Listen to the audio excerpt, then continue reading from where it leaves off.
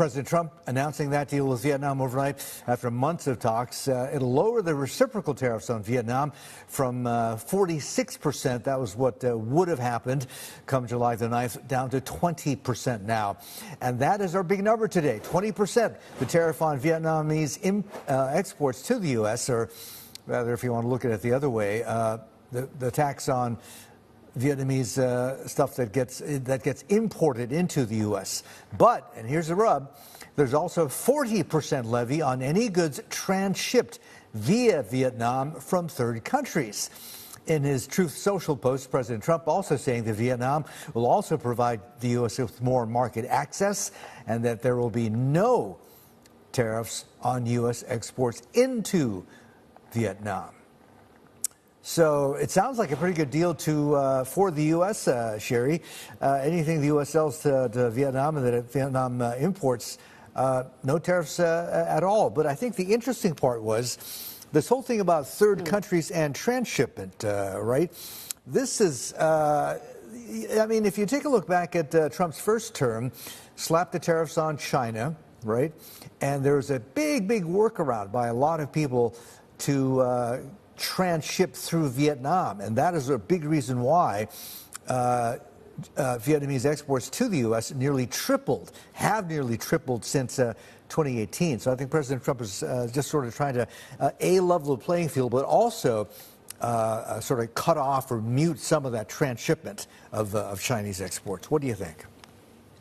Yeah, so despite the fact that we got an agreement between Vietnam and the U.S., I think this reconfiguration of supply chains that centered a lot around this China-Vietnam to the U.S. route, it doesn't really stop because of this agreement.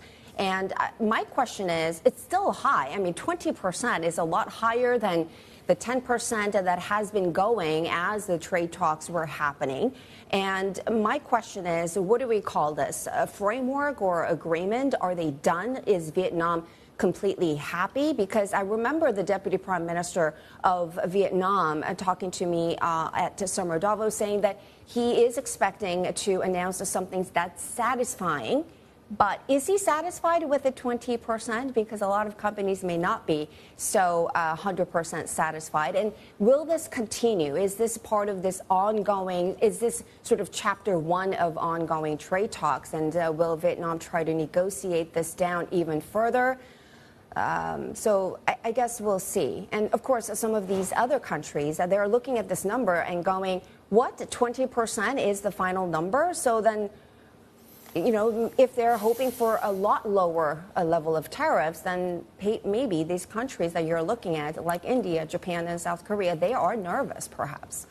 Yeah, and the South Koreans are talking to the U.S. Right now, correct? So, you know, with this whole transshipment thing, it can be kind of vague and also very politically nuanced, right? I think there's not a lot of detail on how that's supposed to be executed or enforced, and not a lot of detail in this deal to begin with in any case. So I think you're right. I think, yet again, this is more a framework than an actual trade deal, which usually takes months and months and months and months, if not years, to negotiate. So that's one thing. The other thing, interesting thing I picked up on was To Lam, the Vietnamese leader, was saying that he was pushing and has been pushing for some time for the U.S. to consider or label Vietnam a market economy.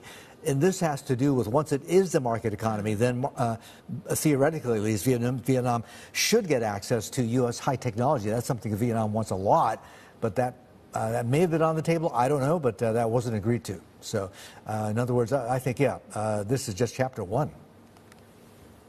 Yeah, and a lot of nuanced, of course, negotiations happening, not just the level of tariffs. That's what we're watching.